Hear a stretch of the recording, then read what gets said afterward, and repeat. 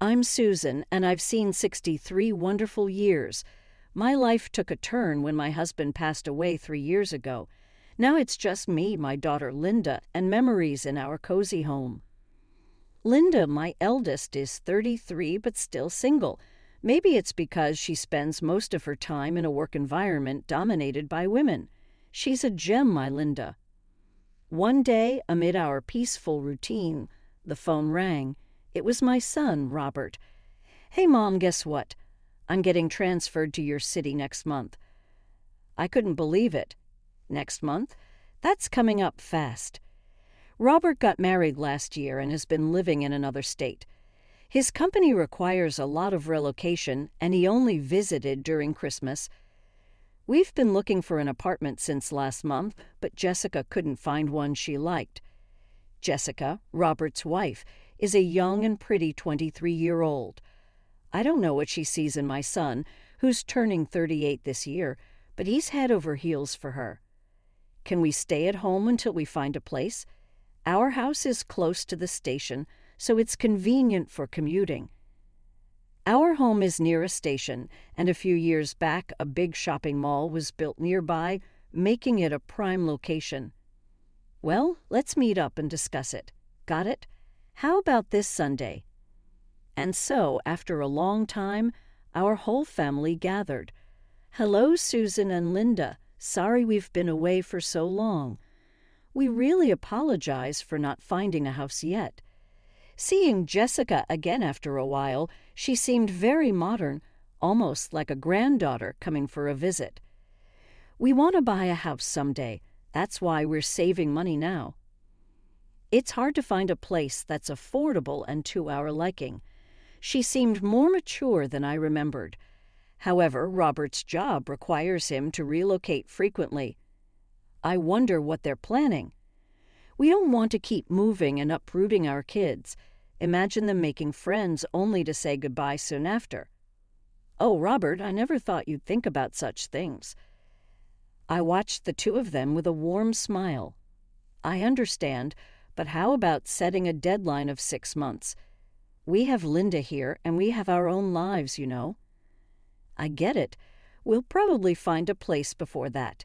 Is it okay if we cover half the living expenses? Oh, Robert, I'm going to look for a job nearby, so I have to contribute.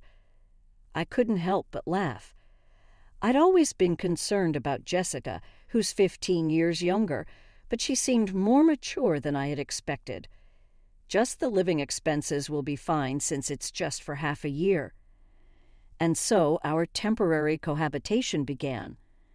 At that time, Linda set some rules for the couple. Please don't enter my room and don't touch my things. I think you can distinguish between my stuff and Mom's, okay? Okay, we'll be careful. You really don't like people touching your things, huh, Linda? Jessica cheerfully responded. Looking back, Linda might have felt like she was being intruded upon. From that moment, it couldn't be helped. Robert and his wife would be living on the second floor, where Linda's room was also located. Once they moved in, Jessica eagerly helped with household chores.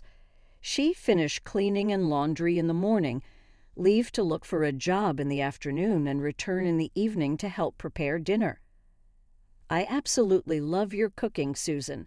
My parents never really cooked, so I'm happy to be in the kitchen with you. Oh, can I taste this?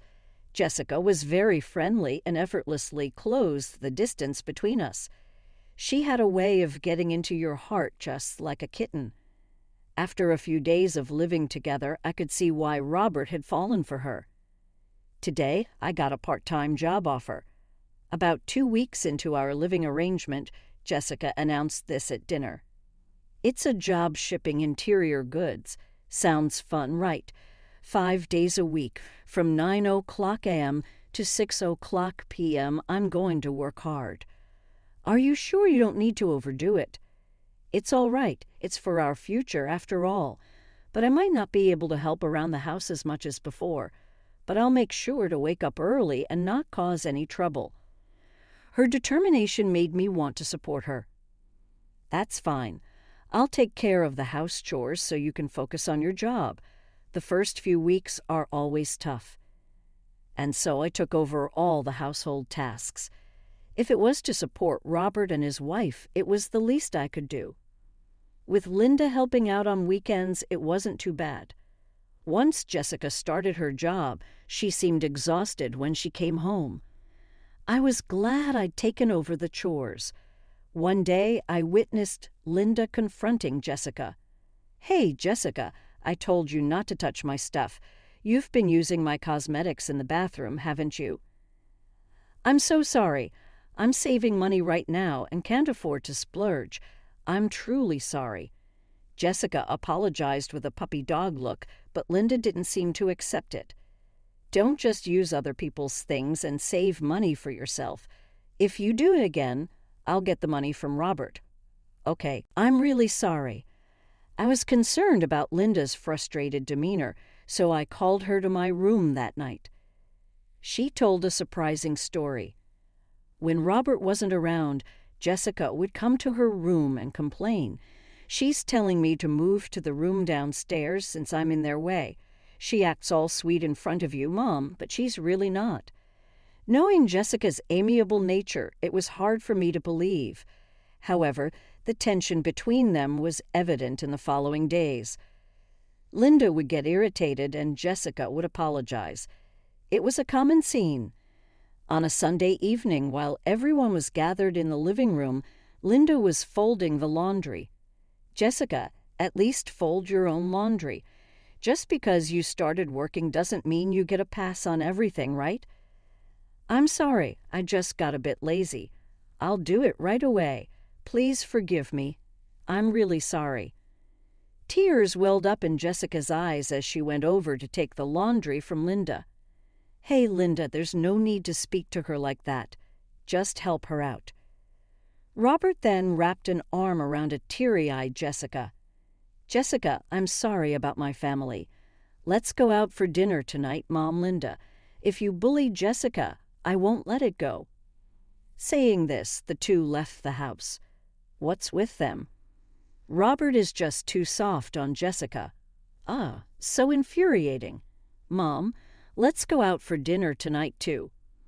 "All right, but before that, I have something to discuss with you, Linda." I had secretly planted a voice recorder in Linda's room because I couldn't believe what she told me the other day. And what I heard was Jessica's harsh language, far worse than I'd imagined.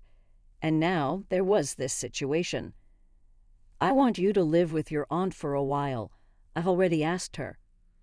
"What? Mom? What are you talking about? I don't want to." "Why do I have to?" "Please, just until they move out." Perhaps Jessica was a lot more cunning than I thought. She intentionally angered Linda and played the victim in front of Robert. I didn't want Linda to be the villain in Jessica's narrative anymore. "I want to protect you. Please, it's the biggest favor I'll ever ask of you." Maybe Linda sensed the urgency in my tone as she silently nodded. Despair was evident in her eyes. I hugged her and whispered, "We'll be back to our regular life soon." I needed to end this living situation soon. We were only 3 months away from the deadline of the living arrangement with Robert and Jessica. After Linda left, Jessica became even more relaxed at home. She didn't show me any of the attitude she had with Linda, and that confused me even more. It feels kind of lonely now that Linda is gone, doesn't it? Yes, it does. Please think of me as your real daughter from now on. "I think of you as my real mother," Jessica said with an innocent smile, but I felt mixed emotions. It sounded as if Linda would never come back. As days went by, Jessica began to act more and more spoiled, as if I really were her mother. "Susan, I want to eat that tonight." "Susan, can you iron this for me?" "Susan, let's go shopping together soon." To an outsider, we might have looked like a real mother and daughter. Once you let someone into your heart, it's hard to push them away for no reason. I continued living with Robert and his wife, feeling conflicted and uneasy. Around that time, whenever Robert was late from work, Jessica also came home late. Occasionally, she'd say things like, "Susan, can you lend me some money?" I started to hold back my thoughts more and more, thinking it's only for a little longer. Linda would visit on her days off. Sitting with her, sipping tea, it felt as if we were still living together, Mom. I couldn't trust Jessica. After I moved out, I had a private investigator look into her. She's a big liar. What Linda told me was shocking. Jessica was working only 3 days a week, and the other 2 days she was meeting a man. At least 2 men, in fact. It seemed more like they were giving her allowances rather than being in a romantic relationship. But Linda said seriously, Jessica has someone else she truly loves. She seems to be giving all her money to this main guy. For Jessica, Robert might just be someone who gives her pocket money. I can't believe it. I was in a strange state of shock and realization, but I couldn't forgive her for involving and hurting my precious family. I'll gather more evidence and then talk to Robert. I don't want Jessica to do as she pleases, and I don't want Robert to get hurt. Linda seemed to feel the same way as me. I had been thinking I just needed to be patient a little longer, but that feeling was completely gone. I also needed to prepare for any unforeseen circumstances.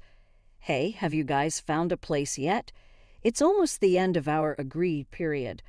I hadn't heard much about their house hunting since we started living together. I had always wondered if they were really looking. Yeah, we checked out some places near my office the other day, found a few good ones. So Jessica and I will go for a viewing soon. That's good to hear. What? Robert? You said you'd leave it to me. I like it here. Linda moved out, so why can't we just live here? I was at a loss for words. Jessica hadn't been looking for a place after all. I had been putting up with her recent behavior, thinking it's only for a little while longer. No, you have to honor our agreement. The only reason I asked Linda to leave is because we agree it would be temporary. I can't ask her to endure this any longer. Well, there's no place better than this one. She probably didn't expect me to refuse. For the first time, I saw a disgruntled expression on Jessica's face. We can't stay here, okay? Even if we have to pay a little more in rent. Robert was desperately trying to soothe her, but Jessica stormed off upstairs. Maybe this was the last straw because a few days later, a disaster struck. That day, I was trying to carry laundry down from the balcony on the 2nd floor. I had washed sheets and was holding a large pile. Be careful, Susan. I'll carry it down for you. Jessica, who had apparently come out of her room, offered to help. Oh, thank you. As I handed her the laundry, Jessica smiled slightly. Susan, I always get what I want, no matter what it takes. Excuse me. I thought I had managed both Linda and you. Such a pity. I was confused, not understanding what Jessica was getting at. And the next moment, no, Mom, stop it. Suddenly, Jessica, still holding the laundry, darted down the stairs. I stood frozen at the top of the stairs. It felt like watching something in slow motion. With a loud thud, Jessica tumbled down. Jessica, Mom, call 911. Snapping back to reality, I quickly called an ambulance from my cell phone. When the ambulance arrived, Robert accompanied Jessica to the hospital. I remained paralyzed at the top of the stairs, alone in the house and still in shock. I found myself calling Linda. Mom, it's okay. I need to check something and then I'll come over, Linda said and hung up. I don't know how much time had passed when I heard the front door open in the now dark house. I rushed to the entrance. Robert housed Jessica. Behind Robert stood Jessica, her left leg in a cast and leaning on crutches. Perhaps the laundry cushioned her fall as she didn't require hospitalization. Seeing Jessica with bandages wrapped around her slender arms and head was heart-wrenching. Jessica, are you okay? Hesitating to speak to her, Robert answered for her. What nerve do you have to ask that? Jessica said. You pushed her. We are even preparing to press charges, so be ready. Robert's face was filled with disappointment. "But I wouldn't do that, Jessica." Just as I was about to speak, I heard a heavy thud and found myself collapsing onto the floor. "Stop lying." It took me a moment to realize that Robert had punched me. I held my trembling hand to my face and saw blood. "I've been hearing about your mistreatment of Jessica for a while, but she always defended you," Robert said, tears filling his eyes. "And yet, to think you'd push her down the stairs. I can't believe it even now." I still can't believe the events from a few hours ago. Behind Robert, Jessica, leaning on her crutches, met my eyes and gave me a sly smile. I felt a chill of fear at that seemingly innocent expression. "Look at this. There's no denying it." I heard Jessica scream. Robert showed me a video on his phone which captured Jessica falling from the stairs and me standing at the top. It looked like I was looming menacingly over her. "Robert, stop it." Linda entered the living room with someone. She rushed straight to me and wiped my blood with a handkerchief. With her was a police officer in uniform. "Just in time." "Arrest her," Linda said after reviewing the footage. The officer beside her nodded in agreement. "But what if we look from a different angle?" At those words, Jessica's eyes widened in shock. Linda took out her cell phone to show. After I left the house, I had a hunch about Jessica, so I set up cameras all around the house. "Wait a minute, isn't that an invasion of privacy?" "Oh, weren't you doing the same thing?" Jessica grimaced hearing that. From the footage on Jessica's camera, the angle was from below the staircase. Linda's was from the opposite side, concealed between a family photo on the shelf. Being closer to the camera, the audio was clear as well. "Oh, is this a joke?" Jessica exclaimed. She jumped on her own. I got a call from Mom and checked the camera footage. Thanks to Linda, my innocence was proven. Jessica wanted to live here with her true boyfriend. After getting rid of Mom, she planned to get rid of you next, Robert. A few days ago, on the camera installed in Linda's room, Jessica was enthusiastically talking about her plans over the phone with her affair partner. After realizing the seriousness of this incident, Linda brought the footage to the police. "It's not what you think. I did all this for us, for you and me, you know. She's got 2 other guys she's seeing, rich old men. I have pictures to prove it," Jessica said, desperately trying to deceive Robert. But I had something that would reveal Jessica's true intentions. It was time. "You sure about that?" I did my own digging, asked Linda about Noah. Upon hearing the name Noah, Jessica visibly flinched. Noah was her main squeeze. She must have really fallen for him hard. Otherwise, she wouldn't have pulled a stunt like throwing herself down the stairs. And when I talked to Noah, both Linda and Robert looked shocked. I decided to visit the bar where Noah worked during the day. When I mentioned I was Jessica's mother-in-law, he was surprisingly willing to chat, perhaps to avoid any potential trouble. I retrieved a voice recorder from my room and played it back. "Oh, Jessica, to be honest, she's a handful. I'm just being nice because it's my job, but she's way too obsessed. We were even considering banning her from the bar." "I thought she was your favorite." "Nah, she's just another customer. She's not even my type and doesn't spend much.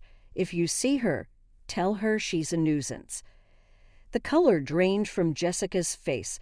For a popular guy like Noah, the amount Jessica spent on him was negligible.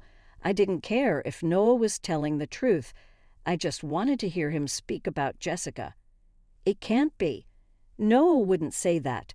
We promised we'd be together forever." With a glare, Jessica lost her words as the officer apprehended her. Hearing Noah's own words must have hurt. "We'll get the rest of the story at the station." As the officer began to lead Jessica away, Robert spoke up. "Jessica, didn't I tell you? You can't live here. The house is under Linda's name." "What the hell?" Jessica turned around with a loud shout. Her face was flushed with anger, her emotions raw and visible. and with a fury that looked like she might lunge at Robert, she yelled, "Just for that, I broke my leg trying to get rid of Linda and that old hag. But it was all for nothing. No money, no house. You're just a worthless old man." Jessica continued her tantrum as the officer restrained her and led her to the patrol car. Indeed, in my husband's will, it read, "The house is to be inherited by whoever takes care of Susan to the end." Robert, having no intention of returning to his hometown, had declined his inheritance. "Mom, I'm sorry. What have I done?" Robert, despite his age, burst into tears. It was a relief that everything ended at just this. We were on the brink of letting Jessica single-handedly ruin our family. In the silence that enveloped our home, the three of us embraced each other. I was concerned for Linda worried for her brother and me, and Robert regretted almost letting his wife ruin everything.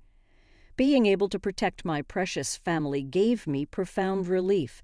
At the same time, I was deeply shaken by realizing the terrifying person I had inadvertently led into our lives.